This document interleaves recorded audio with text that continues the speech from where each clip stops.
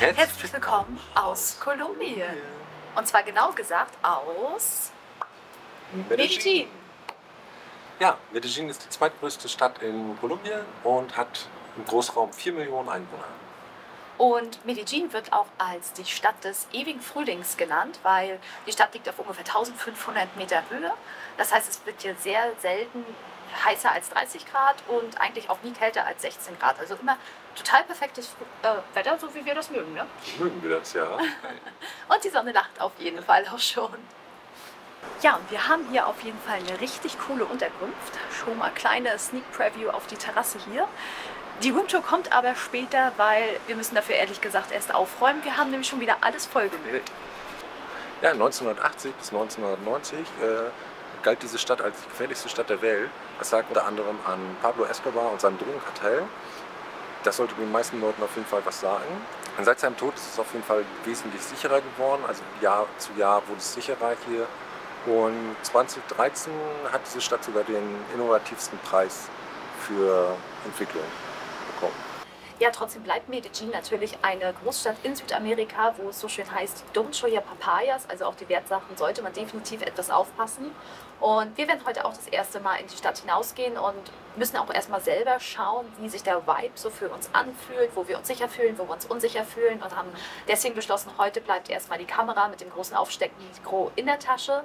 Und wir werden für euch so ein bisschen mit GoPro und Handy filmen und ein paar Eindrücke von dieser schönen Stadt einfangen.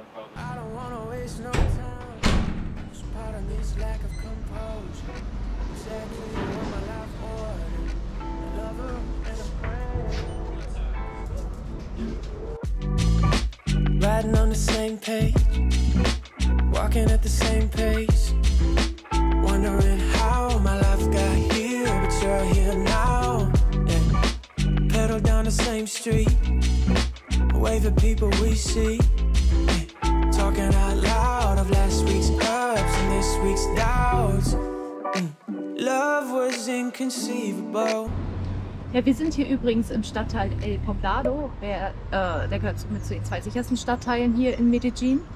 Und man nennt es auch so ein bisschen das Gringo-Viertel, weil hier wahnsinnig viele Touristen absteigen.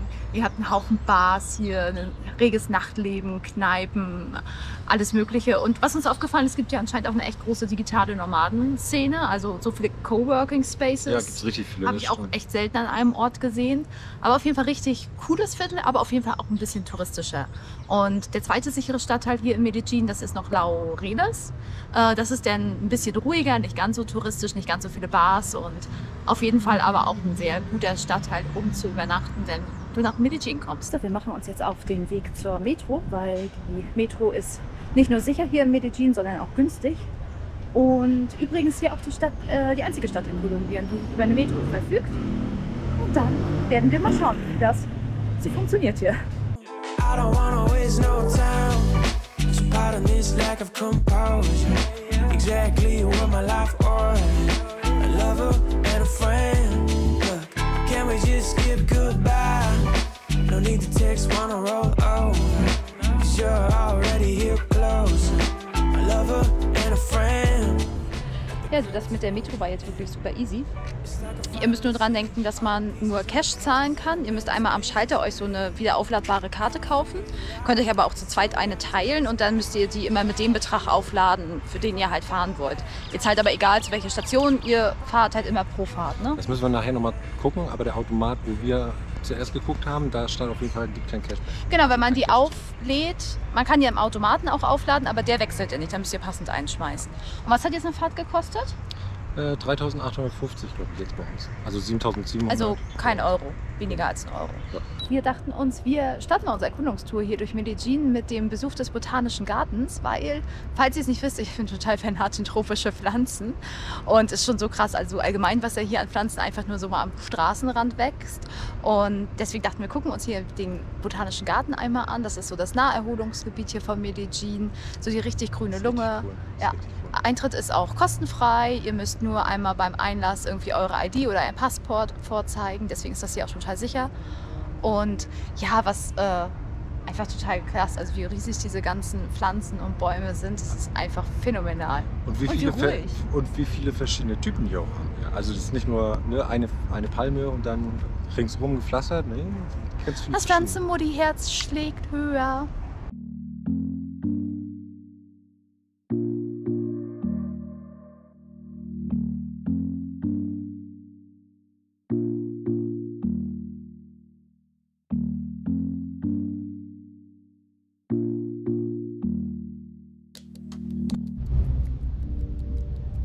Guckt euch mal einfach diese riesen Blätter an. Was würde ich für einen Ableger davon geben? Du hast doch schon einen.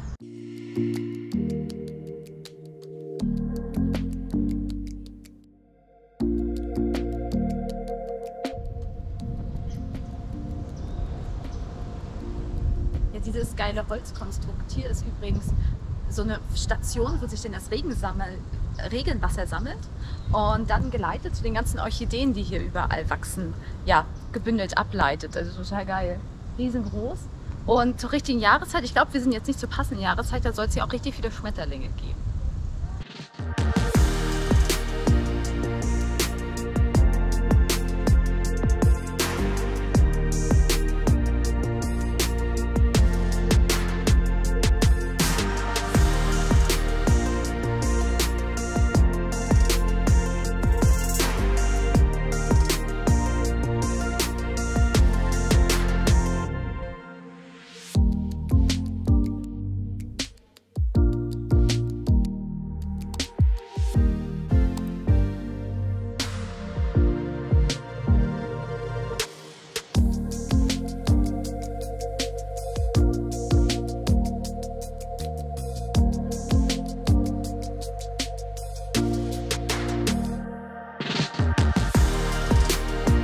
Marco packt im Hintergrund schon die Sachen, weil wir sind schon auf dem Sprung zu ja, wahrscheinlich dem Must-Do hier in Medellin.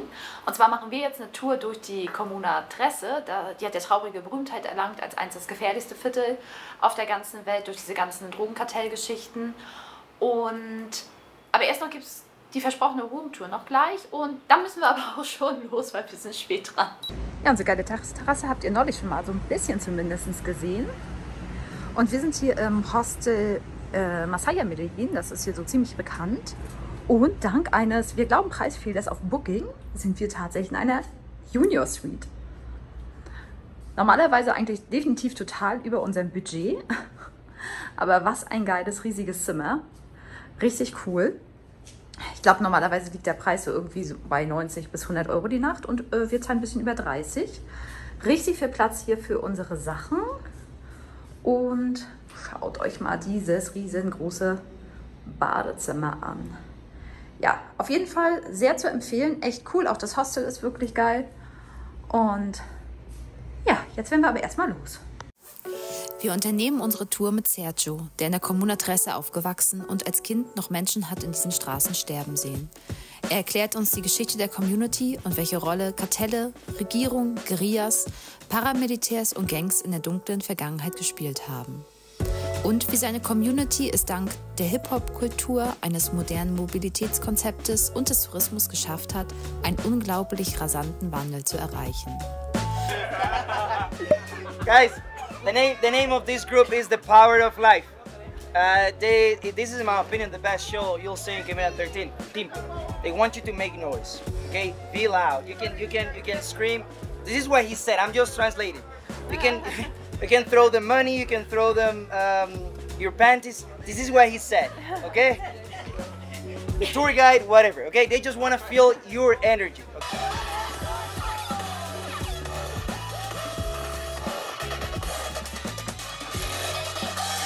Eine wirklich coole Hip-Hop-Performance und eine Tasse guten kolumbianischen Kaffees später erklärt uns Sergio den Unterschied zwischen einfachen Graffitis und dem Murales, Straßenkunst, der eine tiefe Bedeutung innewohnt.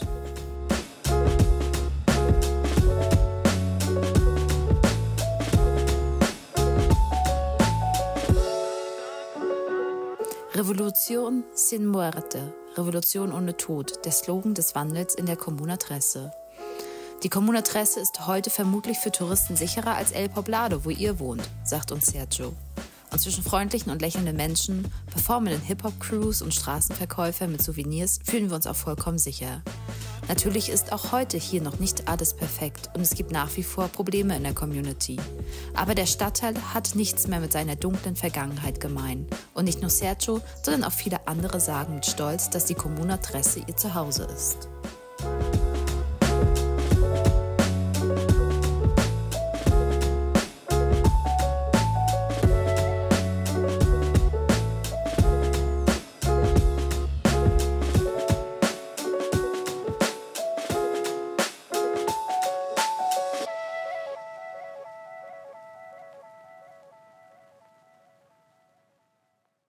Hatten wir nicht noch gesagt, dass es in Medellin eigentlich nie über 30 Grad werden? Heute sind 31 Grad. Und typischerweise ist es jetzt verhältnismäßig warm. Genau, weil es ist derzeit einfach hier aufgrund von El Niño sehr trocken und heiß in ganz Kolumbien, auch einige Waldbrände. Aber heute ganz gut köstlich, ne?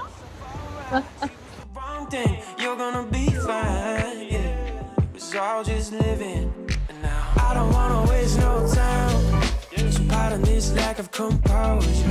Exactly what my life was. A lover and a friend. Can we just get good? Wir lassen uns jetzt noch ein bisschen durch die Gassen von El Poblado treiben und Wir fangen da nicht immer mit so an. wir lassen uns jetzt noch ein bisschen durch die Gassen von El Poblado treiben und morgen wechseln wir hier nochmal die Unterkunft innerhalb von Medellin. Und dann würden wir sagen, sehen wir uns beim nächsten Vlog wieder. Schaltet gerne wieder ein. Bis dann!